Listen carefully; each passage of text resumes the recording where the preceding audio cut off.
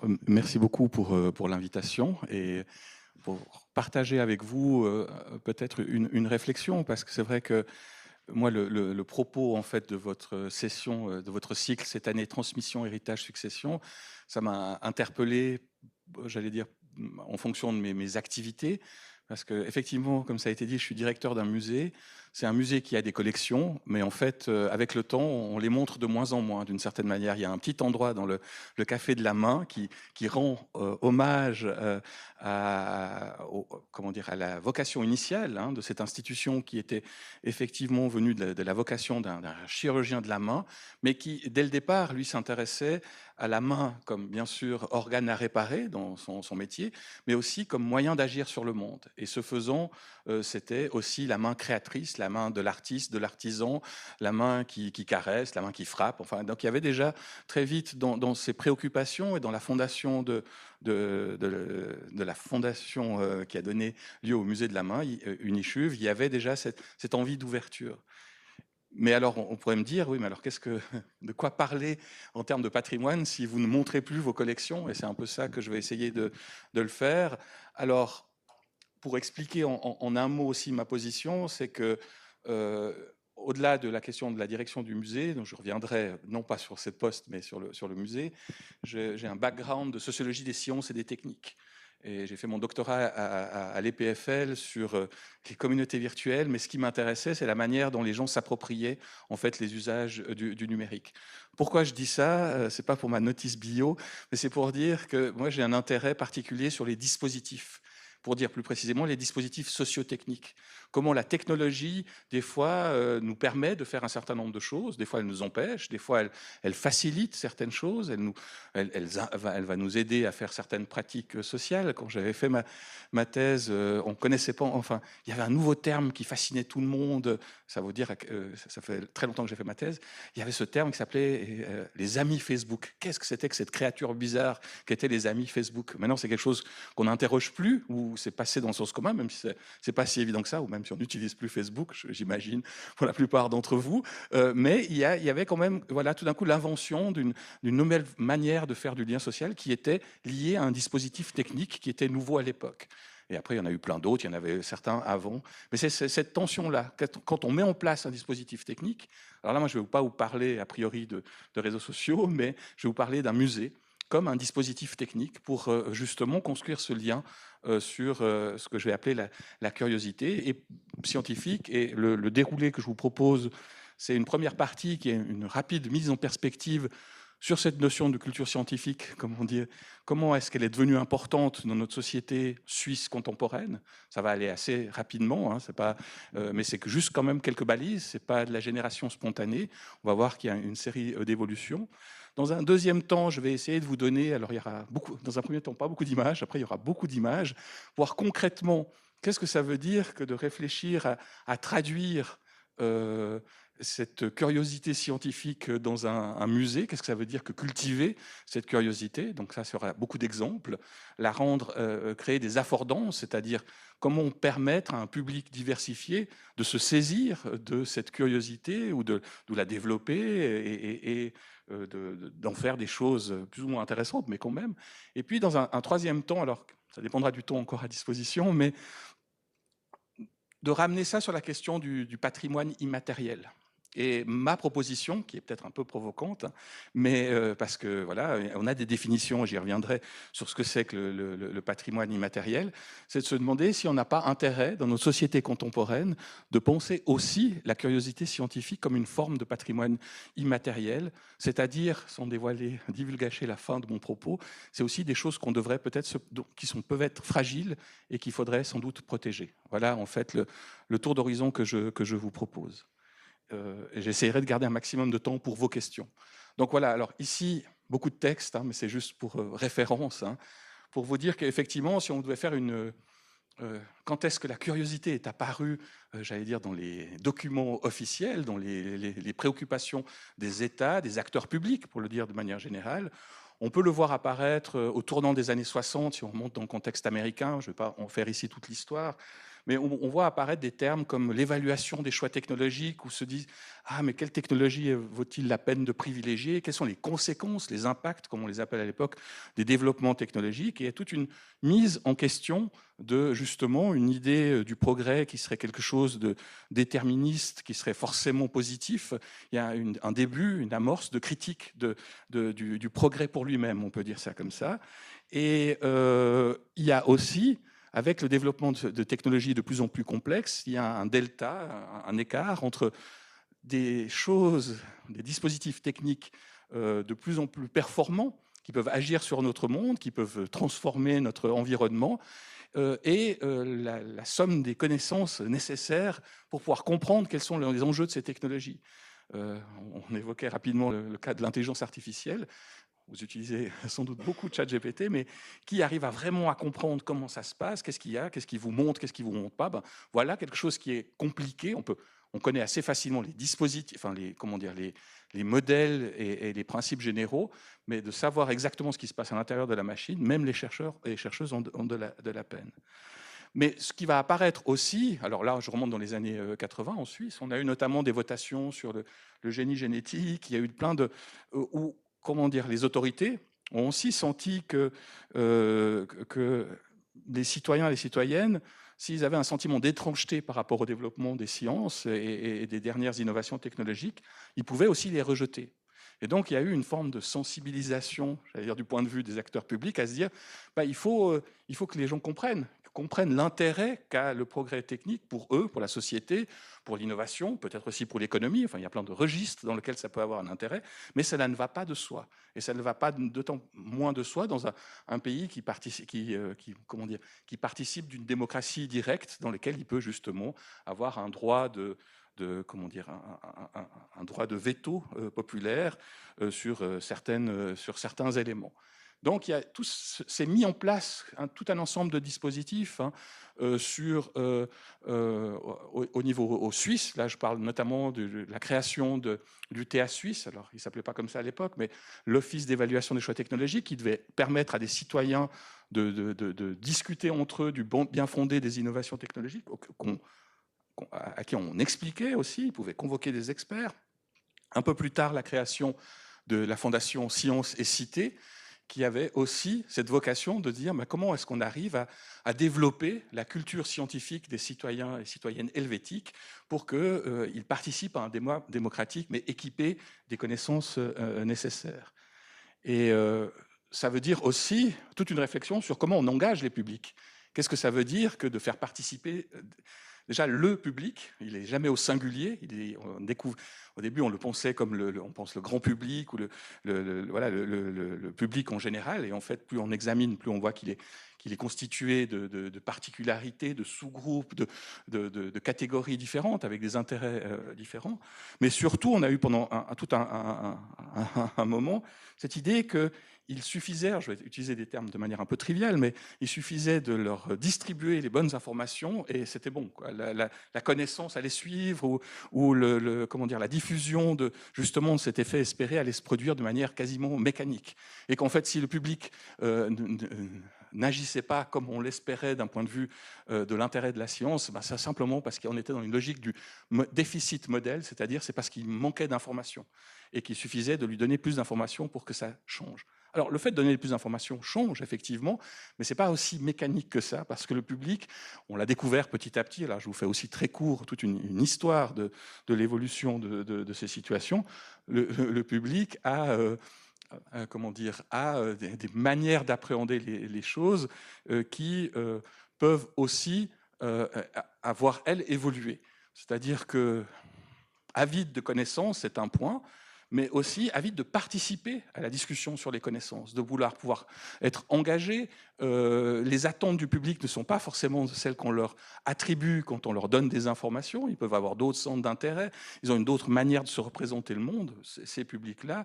Et communiquer avec eux, c'est aussi aller les retrouver, les rejoindre et échanger, pas simplement à partir de la base de la connaissance scientifique, mais en faisant un pas vers eux pour essayer de comprendre quels sont leurs intérêts.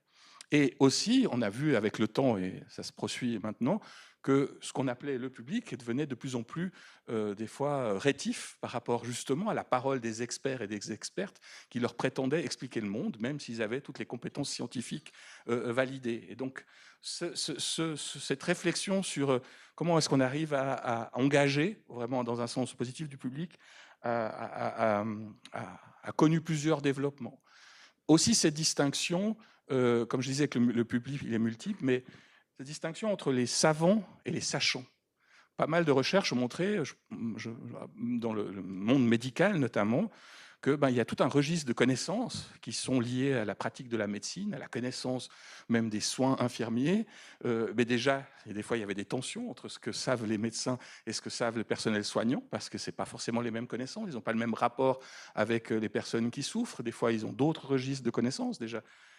Pour avoir pratiqué ça, enfin avoir analysé ça dans un hôpital en Belgique, on voyait bien que la manière de fonctionner des médecins et du personnel soignant n'était pas forcément le même.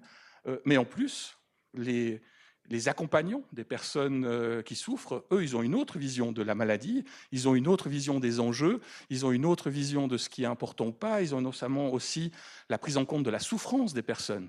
Étonnamment, c'est des choses qui ont pris du temps à exister dans le champ de la médecine. C'est-à-dire comment la perception sensible qu'avaient des personnes qui étaient, comment dire, les premiers exposés ou les premiers sujets d'une maladie, on ne les écoutait pas forcément, mais on avait des théories appliquées sur eux.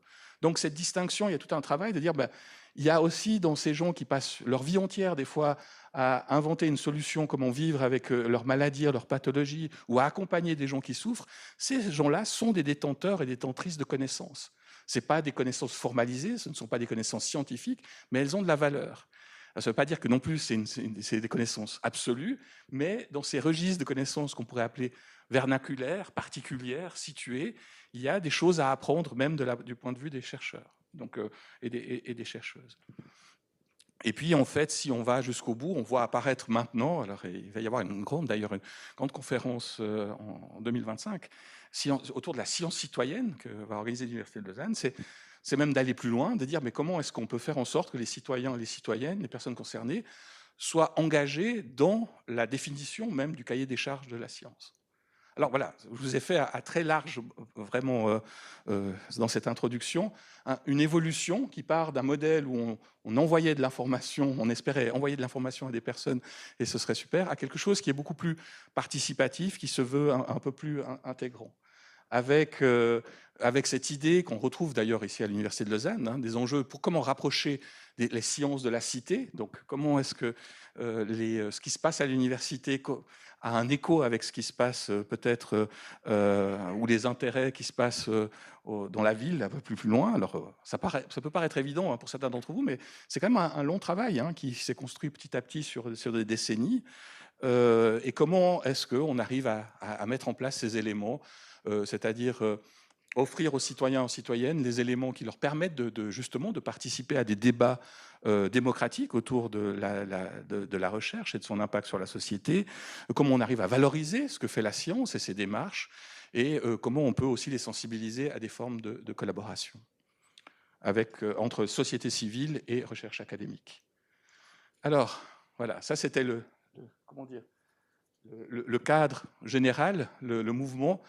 Et j'évoquais tout à l'heure Science et Cité, et c'est à peu près à la même époque que vont apparaître des initiatives, notamment comme le Musée de la Main, alors qui a été créé par Claude Verdon, mais le Musée de la Main va s'inscrire dans cette perspective. Et je vais utiliser maintenant le Musée de la Main, non pas pour lui faire de la publicité, mais c'est parce que c'est l'univers que je connais, c'est là où je travaille maintenant depuis 8 ans, mais pour essayer non pas de faire une description de ce qui s'y passe au point de vue des expositions qu'on a fait, mais pour essayer de regarder avec vous comment justement cette question du rapprochement entre la science et la cité, on essaye de la traduire dans des dispositifs techniques. Je reviens sur mon point de départ. Comment est-ce qu'on organise ça?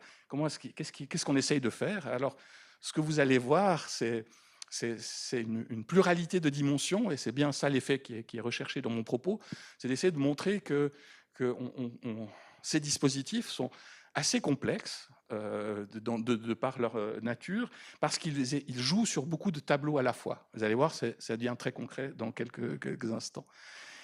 Et voilà, alors le musée de la main qui a été fondé il y a plus de 25 ans maintenant, et qui maintenant s'appelle Musée de la main Unichuv, parce qu'il y a une convention entre l'Université de Lausanne, le CHUV et la Fondation Claude Verdon, hein, qui est ce chirurgien de la main.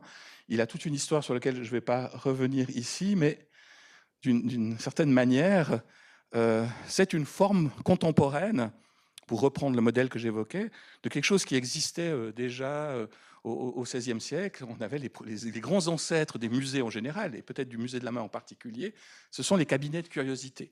Cette envie j'allais dire, de capturer la richesse du monde, ce qu'on découvrait à l'époque, des choses qu'on ne connaissait pas, ou d'essayer d'en faire une recension complète, organisée, mais organisée avec des modes de connaissances très spécifiques en fonction de la marotte d'un collectionneur fortuné. Hein. Ça, bien évidemment, c'était des choses qui étaient réservées aux personnes les plus fortunées, mais cette idée qu'on pouvait s'organiser ce qui ne s'appelait pas un musée, mais un lieu où on reprenait toute la complexité du monde et on réagençait les éléments du monde. Alors on appelait ça un cabinet de curiosité, parce que c'est comme si justement toute l'étrangeté du monde, pour le dire comme ça, on pouvait la mettre en boîte ou en une pièce. Et ça, c'est quelque chose qui est incessant, mais intéressant, et qui est sans doute, on est héritier de ça, mais je vais essayer de montrer qu'est-ce qui a changé, j'allais dire, heureusement, un peu avec le temps, il y a moins cet enfermement.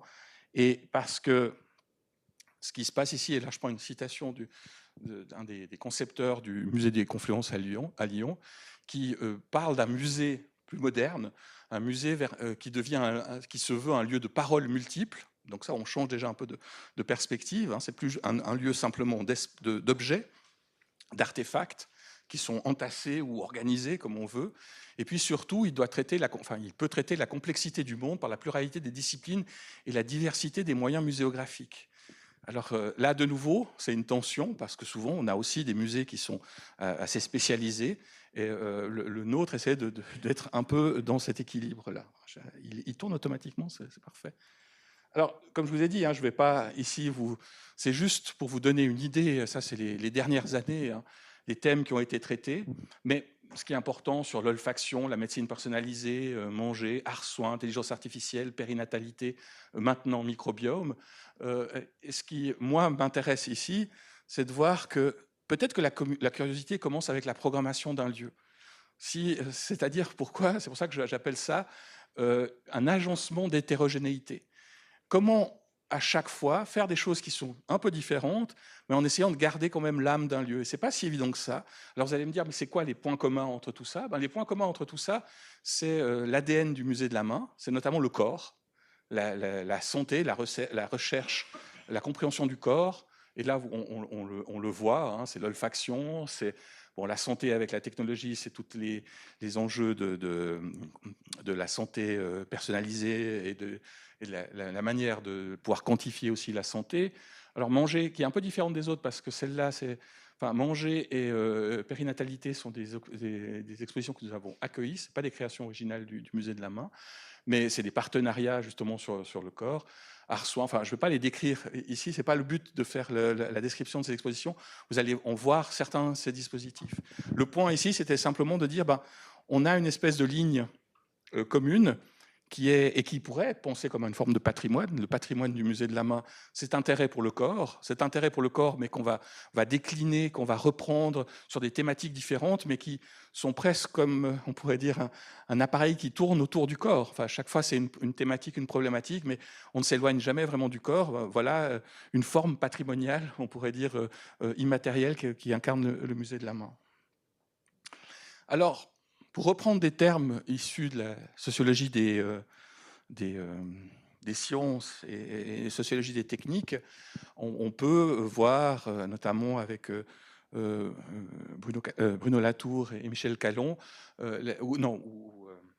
Lake Star, la définition de l'objet frontière. Qu'est-ce que c'est qu'un objet frontière dans la sociologie des sciences et des techniques? C'est un dispositif, là on est toujours dans le dispositif, et on montre que les différents acteurs s'emparent ou définissent cet objet chaque fois d'une manière qui leur est personnelle. Ils n'ont pas forcément les mêmes intérêts, mais c'est le même objet, mais il peut être perçu de différentes manières. Un objet frontière, c'est quelque chose qui est suffisamment robuste pour exister, résister, c'est pas volatile, mais c'est une catégorie très large, je vais y revenir. Hein. Donc il y a une essence, il y a quelque chose qui existe, qui résiste à la disparition ou au délitement, mais simultanément, c'est quelque chose qui peut être versatile, c'est-à-dire appréhendé de différentes manières. Alors pourquoi j'insiste sur cette notion-là que je ne développe pas trop ici pour parler du musée de la main, c'est pour montrer à chaque fois comment justement pardon, je crois que j'ai même... Voilà, pardon, j'ai avancé un de trop. Objet frontière, on voit déjà la diversité des thématiques, c'est-à-dire sciences, médecine, société, je l'ai déjà évoqué, des enjeux épistémologiques, montrer différentes disciplines et différentes manières de traduire le monde, différentes institutions, alors ça c'est pas la partie forcément la plus intéressante, mais il y a une pluralité d'acteurs, chacun ayant des missions scientifiques ou des missions de services publics différentes. Là, j'ai mentionné que la Fondation et l'UNILECHUV. Il y a aussi la programmation, il y a les partenariats avec d'autres programmes de recherche, d'autres acteurs de la société civile, des expériences, et puis aussi les dimensions temporelles qui sont importantes, c'est-à-dire à la fois un regard rétrospectif, historique, contemporain des enjeux de société, mais qui sont tournés vers des développements technologiques à venir.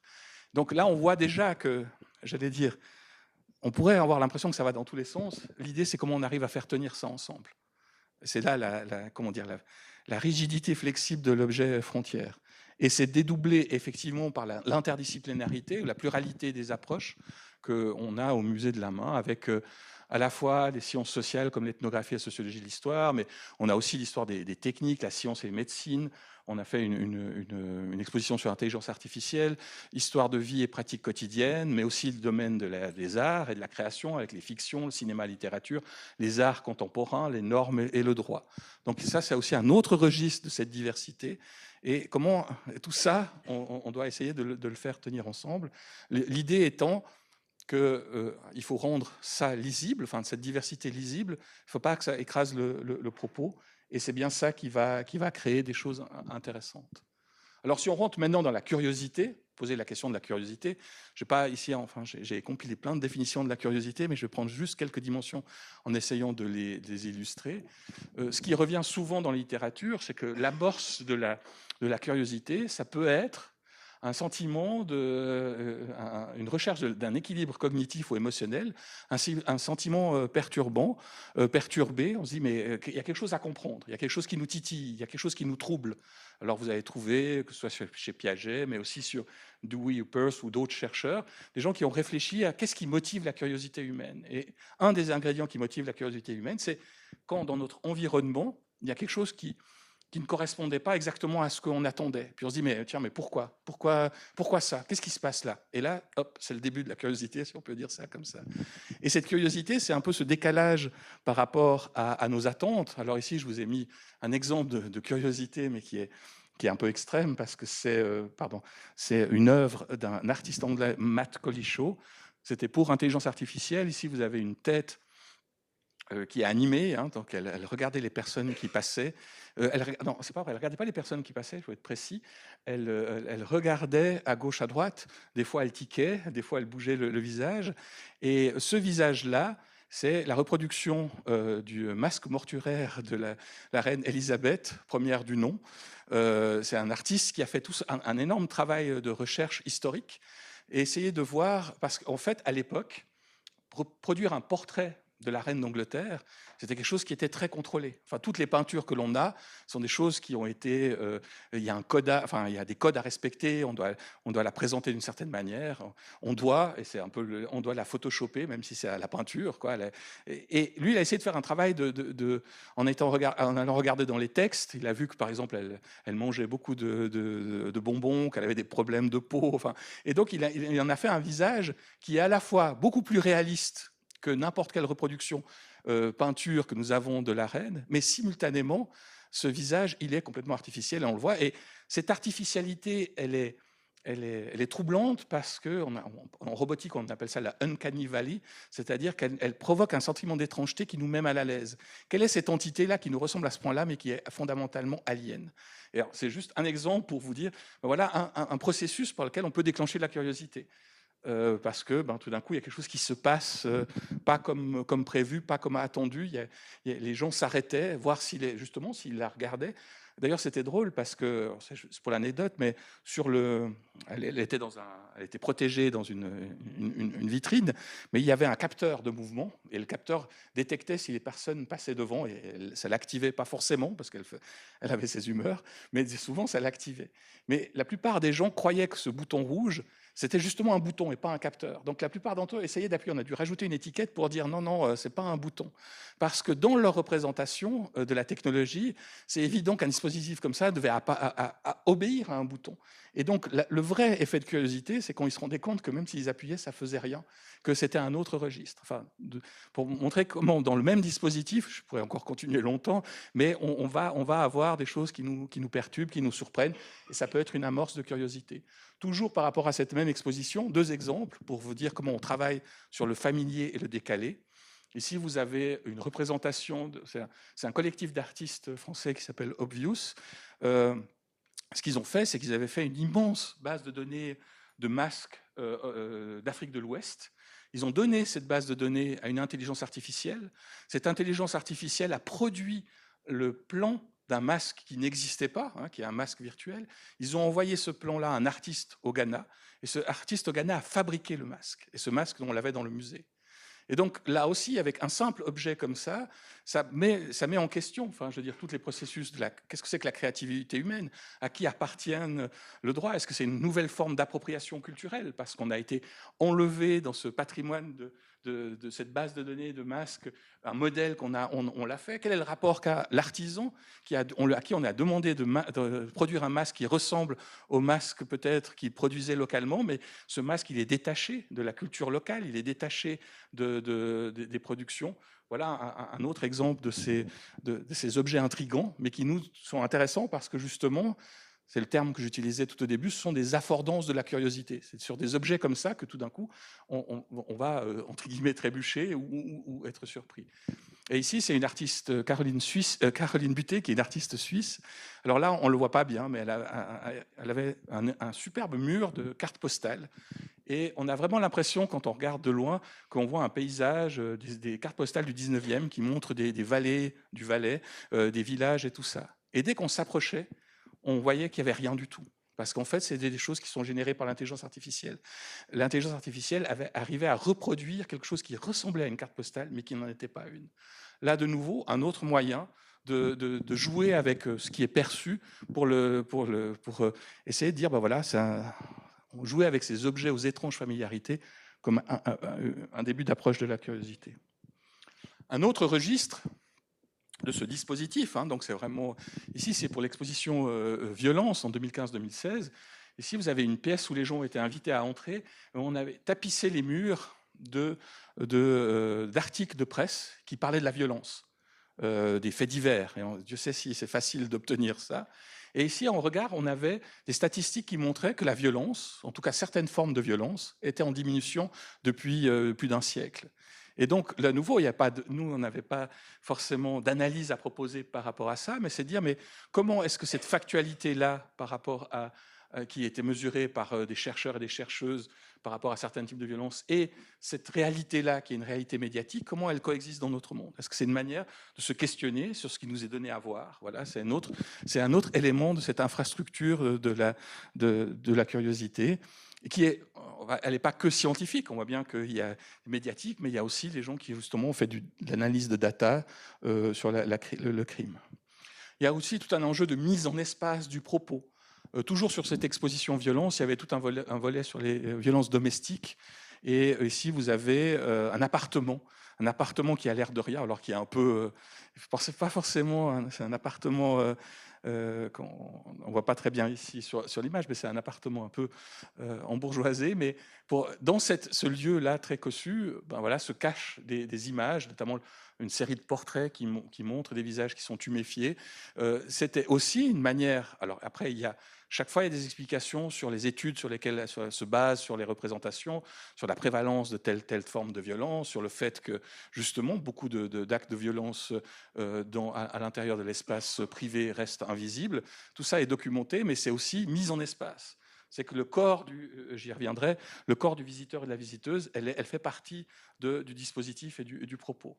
De la même manière, alors ici c'était l'entrée d'intelligence artificielle dans lequel on invitait vraiment les gens à entrer dans la machine au sens propre du terme avec un dispositif qui engloutissait en principe les visiteurs. Donc pour le dire aussi un peu rapidement, hein, je dois un peu surveiller le temps aussi, mais l'idée, alors c'est peut-être aussi, on n'est pas les seuls à faire ça, bien évidemment. Hein. Moi, je vous parle de mon expérience. C'est pas une prétention de quelque chose de dire que ce que fait le musée de la main a été exceptionnel. C'est pas ça le propos. C'est de dire comment est-ce que nous essayons de traiter ce point-là, et notamment un des partis pris, on pourrait dire, au musée de la main, vu que ça se repose pas sur des collections, c'est le corps du visiteur, des visiteuses, est un élément essentiel de la scénographie. Comment on va engager? Comment est-ce que là, vous avez des projections sur... ici, vous avez des... ah, pardon. C'est la technologie qui considère que je passe assez vite. Hop. Pardon.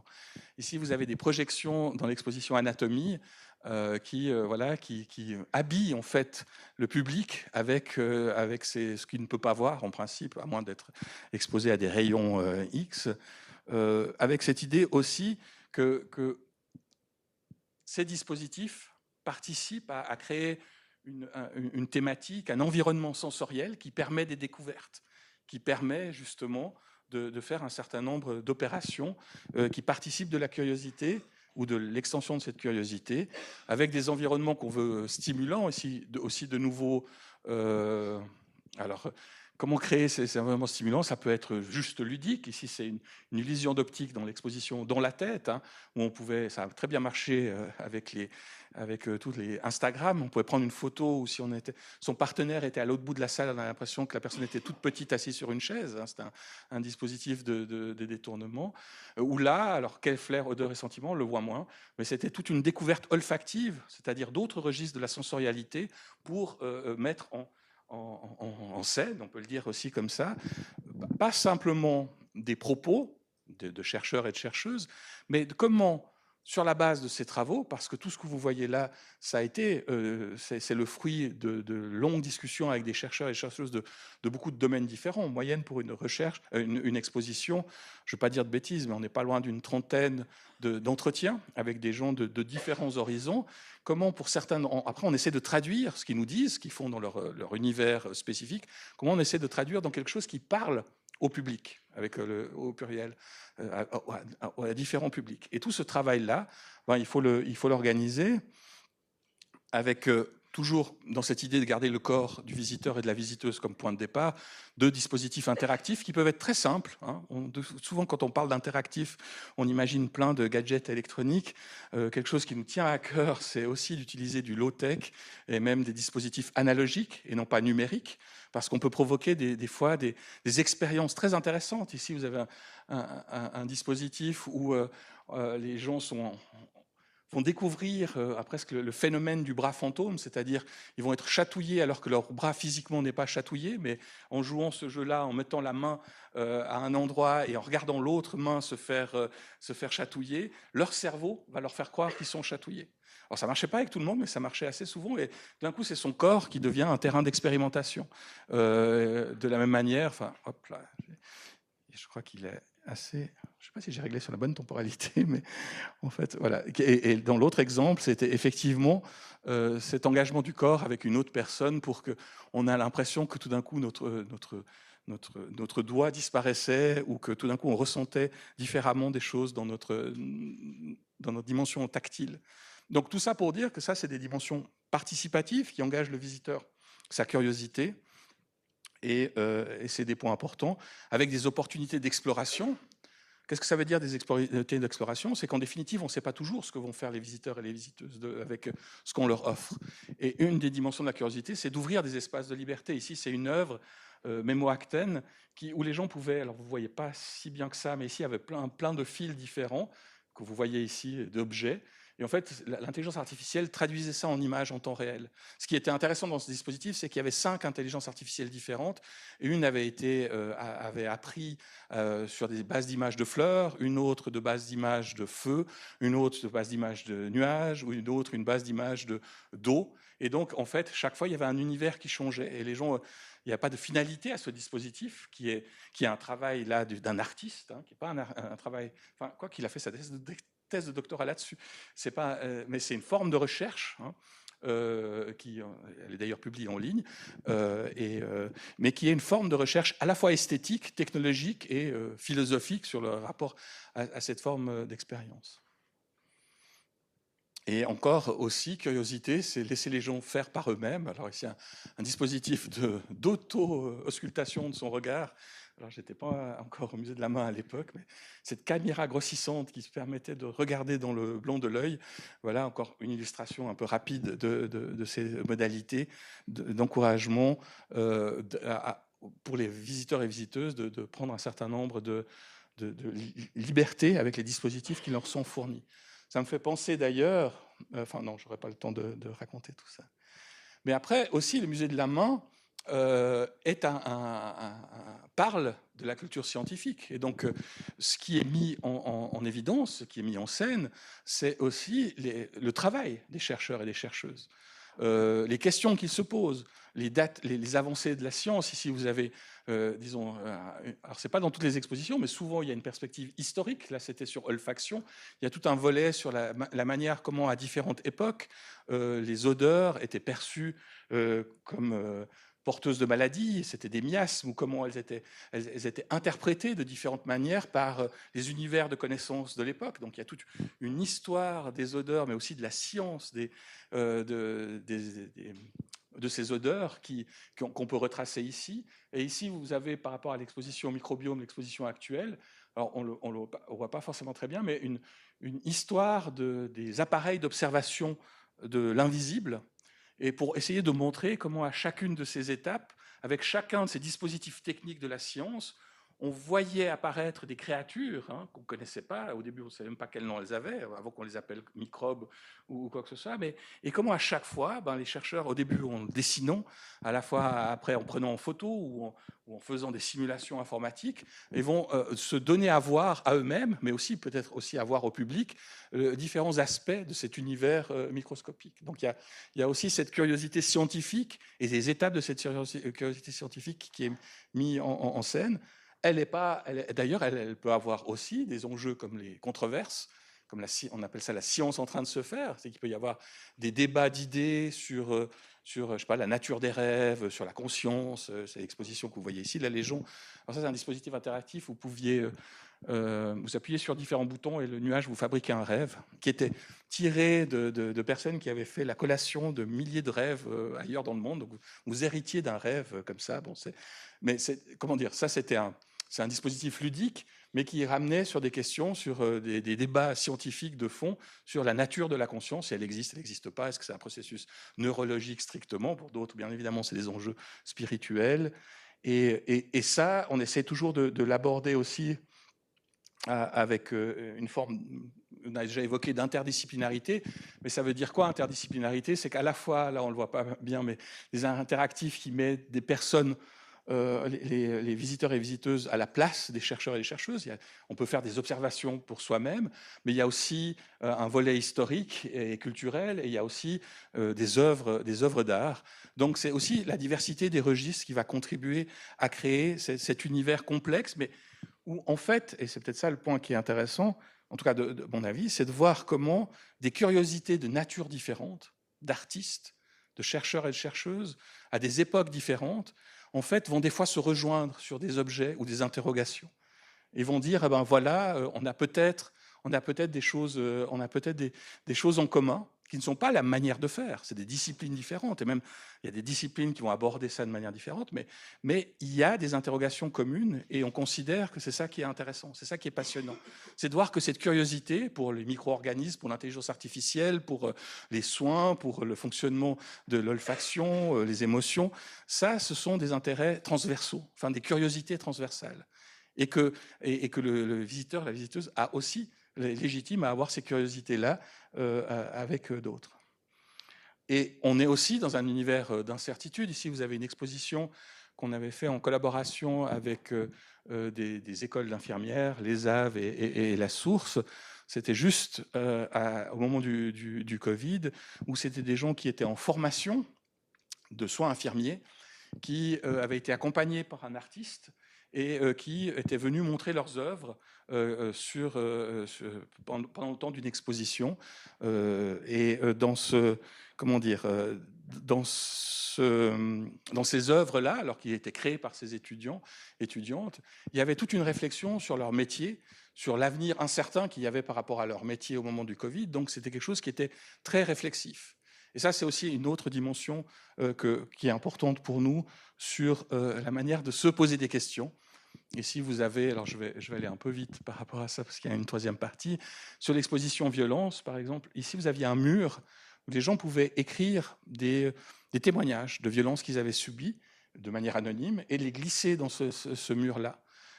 Comme un endroit où ils pouvaient poser leurs questions, laisser exprimer. Alors, comme tous des dispositifs ouverts comme ça, des fois, il y a à peu près n'importe quoi aussi, mais il y a aussi des choses poignantes, il y a des choses qui sont vraies, il y a des choses qui sont ressenties, il y a des choses dont on se demande même comment la personne, tout d'un coup, a eu envie d'écrire ça et de partager et de le mettre là. Donc là, comment dire, il ne s'agit pas d'une curiosité au sens classique du terme, mais c'est de dire, mais comment est-ce qu'on offre des espaces qui permettent peut-être l'expression, justement, de différentes modalités d'appréhension de la réalité. Dans le même dispositif, enfin dans la même exposition sur violence, les gens pouvaient donner leur propre définition, pouvaient réagir sur qu'est-ce que pour eux était la violence. Donc participer d'une certaine manière au questionnement. Et puis, là, je vais aller très vite parce que c'est aussi assez classique, mais quand même, il y a tous les aspects de médiation parce que vous avez le public qui visite, mais il y a le public qui vient. Il y a des ateliers pour différentes catégories d'âge, avec différents publics. Ça, je ne vais pas rentrer dans tous ces détails-là. Aussi, le dialogue avec les scientifiques, c'est chaque fois des cycles de conférences. Alors là, vous avez pour les microbes, pour l'intelligence artificielle et pour olfaction, mais qui sont aussi, enfin, de nouveau, il ne s'agit pas ici de faire l'article du musée, mais de montrer que chacun de ces dispositifs connecte des personnes différentes, ou des types de dialogues différents. C'est-à-dire que là, on a souvent deux scientifiques qui ne sont pas de la même discipline, qui vont parler devant un public, et après, ils vont discuter avec ce public-là. On a des dispositifs plus intimes, où des fois c'est des face-à-face, où il y a des chercheurs et des chercheuses qui se retrouvent avec une personne ou un petit groupe de personnes et qui vont discuter d'une certaine dynamique. Il n'y a pas quelque chose qui est pro forma par rapport à tout ça. Et puis alors hors cadre, alors ça c'est des choses que malheureusement on ne fait plus maintenant, mais qui étaient, ce sont les nuits, les afters, les nights du musée.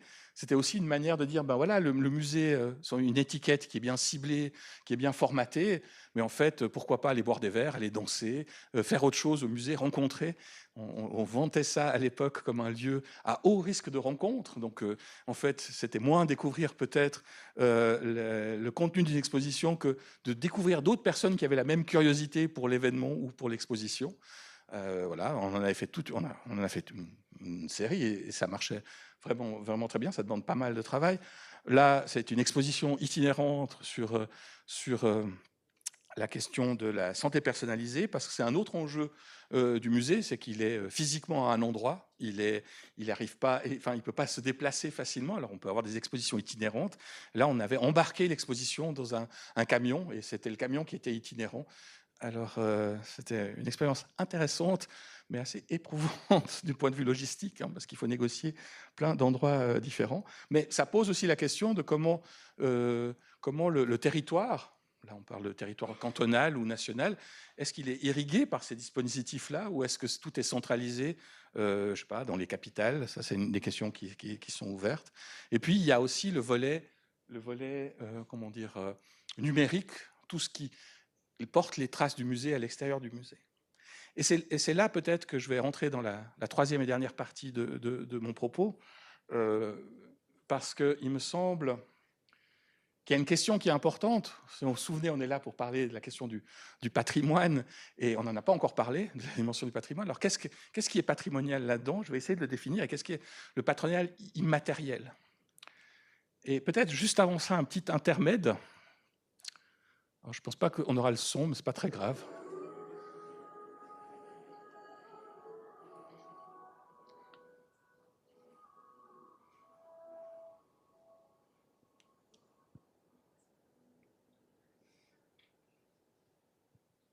Et pour la même, sans augmentation des prix des consommations, comme disait l'autre, tac, une deuxième vidéo. Ça ne dure pas longtemps, hein. La musique, c'est la même.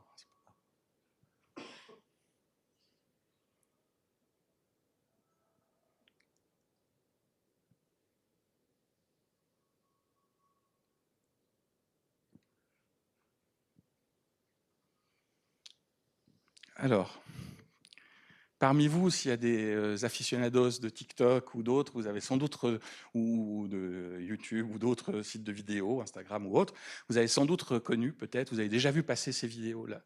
Ces vidéos-là nous disent rien sur la nature polaire, elles nous disent beaucoup de choses sur le progrès de l'intelligence artificielle. Et si vous regardez, j'ai été interrogé récemment par une journaliste qui travaille sur ces sujets-là, et elle s'est interrogée, mais dire qu'est-ce que ça veut dire ça? Pourquoi? Et je crois que celle-là, c'était 23 millions de vues, et c'est des dizaines de millions de vues cumulées. C'est des centaines de millions de vues. Et ce que l'on voit, alors je ne vais pas développer ici toute une théorie sur les fake news, même si notre univers de recherche, c'est le numérique et l'usage de l'intelligence artificielle, mais ce que l'on voit là, c'est une espèce d'image complètement angélique d'un monde qui n'existe pas, d'une espèce de réconciliation entre le monde sauvage, mais qui n'est plus sauvage, et ces humains qui embrassent la nature et enlacent à bras ouverts ces créatures. Donc ça pose plusieurs questions, hein. La première question, c'est pourquoi ces images, elles ont été générées. Alors c'est difficile de retrouver, hein, mais il y a plusieurs registres d'explications. Peut-être il y a des gens qui ont intérêt à ce qu'on pense que tout va bien dans les pôles. Peut-être aussi, c'est qu'il y a des gens qui ont intérêt à ce que beaucoup de gens partagent des vidéos en ligne, parce que c'est un système de rémunération qui est connu, et que ce qui marche bien, ça on le sait sur Internet, c'est ce qui est cute. Hein, si vous avez, c'est le descendant intelligence artificielle des chats et des chiens qu'on avait à l'époque. Mais ça pose aussi une question fondamentale, et c'était ça le sens de la question que me posait cette journaliste, c'est mais qu'est-ce que ça fait par rapport à la recherche sur ces environnements-là? Qu'est-ce que ça construit en termes de curiosité par rapport à ce que c'est que la nature? Qu'est-ce que c'est que l'environnement? Qu'est-ce que sont les enjeux climatiques? Si on est nourri à ces images-là. Et si vous regardez la popularité de ces images-là avec l'algorithme de ces systèmes, eh ben elles ont tendance, dans certains cas, de saturer tout ce qui est visible. Peut-être que c'est un phénomène passager. Hein, il y a d'autres variantes qu'on appelle ça des boomer traps. Alors c'est des gens qui font du crochet, qui est des âmes très âgées qui font des super trucs en crochet, et puis ça a l'air tellement charmant, puis on dit ah mais montrez que vous appréciez cette dame, puis vous cliquez, puis ça fait du trafic. Enfin, c'est pas le seul modèle, mais ça pose quand même une question par rapport à ce que j'évoquais de la curiosité scientifique, c'est que on vit dans un monde dans tout ce que j'ai évoqué au travers de cette visite un peu rapide des différents dispositifs du musée de la main, ben, tout ça c'est fragile. C'est pas si souvent que ça qu'on rencontre des gens qui prennent le temps de vous expliquer, de mettre en scène les chercheurs et les chercheuses, ce qu'ils font, de montrer que justement ça soulève des enjeux complexes, qu'il faut l'appréhender de différents angles.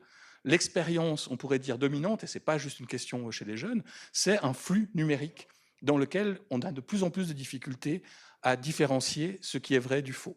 Et ça pose des questions qui sont pour moi fondamentales. Alors je ne vais pas... non.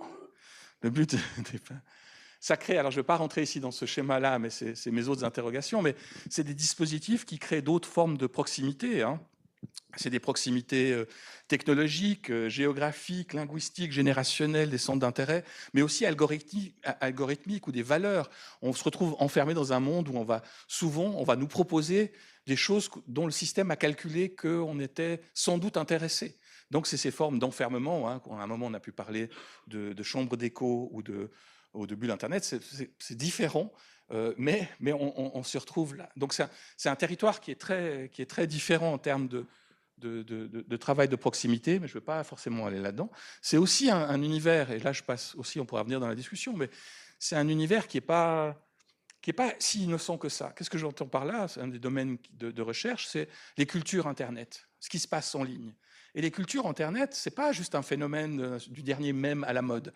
C'est maintenant 15 ans de socialisation, 20 ans de socialisation. Il y a des gens, enfin, où des gens ont véhiculé, des fois pour rigoler, des fois pour manipuler, des fois parce que ça correspondait à leur univers, tout un ensemble de pratiques, hein, dans la manière d'interagir, des logiques de cooptation, des principes de réciprocité, la circulation de la viralité des contenus, mais aussi des normes qui sont tolérées comme acceptables ou inacceptables, tout un folklore, une mythologie. Vous voyez plein de figures qui sont, vous les reconnaissez, hein, ça fait partie, c'est presque des mythologies modernes. Et ça, alors moi, je juge pas. Hein, moi, je trouve que c'est un univers fascinant à observer d'un point de vue ethnographique et sociologique. Mais d'un autre côté, c'est aussi un univers qu'il faut prendre au sérieux, parce que c'est un univers qui construit en fait nos représentations, et ça participe aussi. C'est pas juste des vidéos éditées par l'intelligence artificielle qui circulent dans le vide.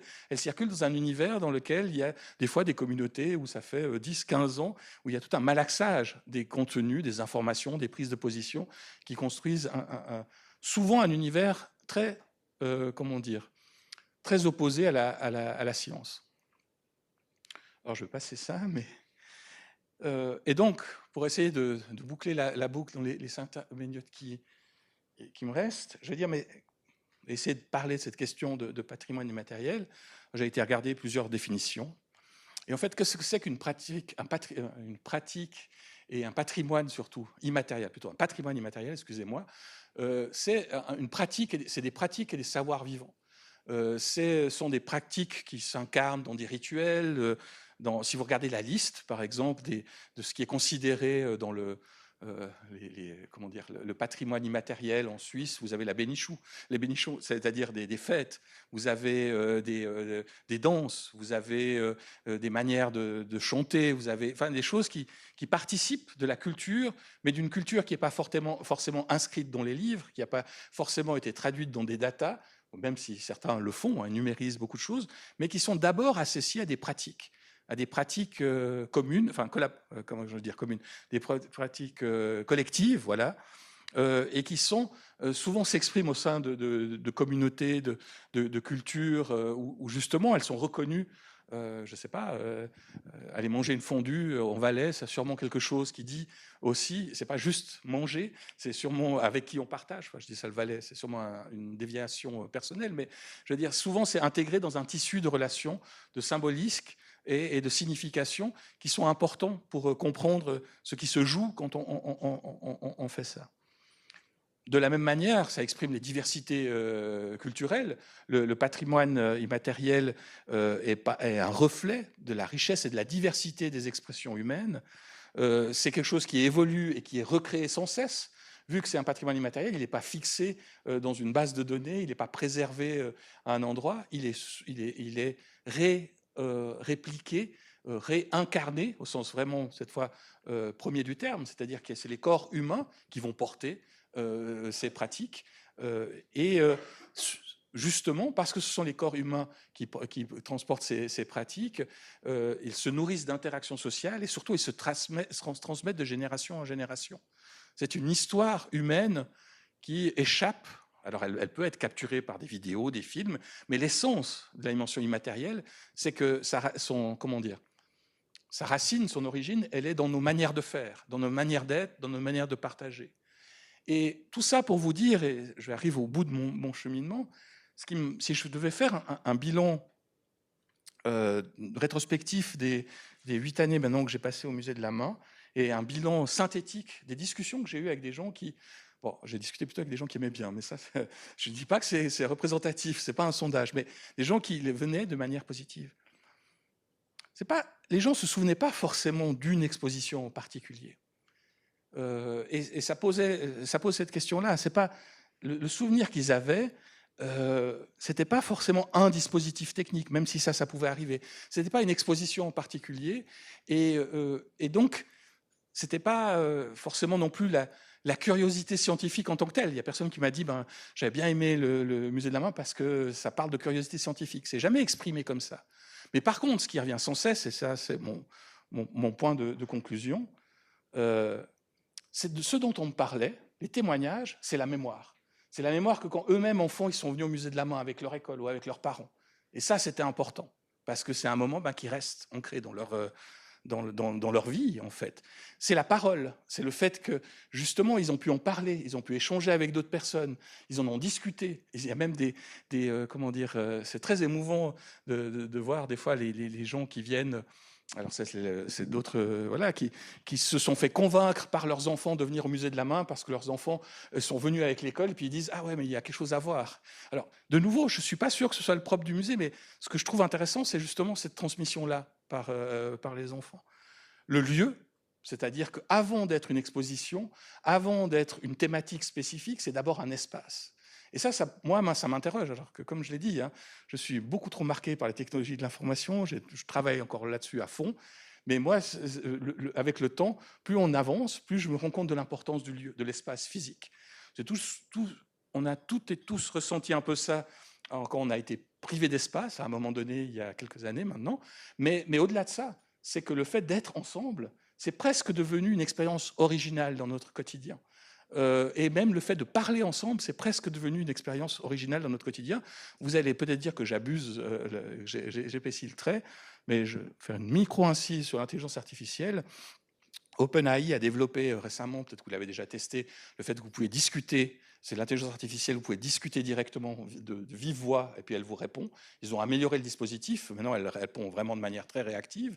Et ils ont commencé à faire des études pour savoir si chez les adolescents, cette communication verbale avec la machine n'était pas en train de supplanter la communication verbale avec d'autres humains.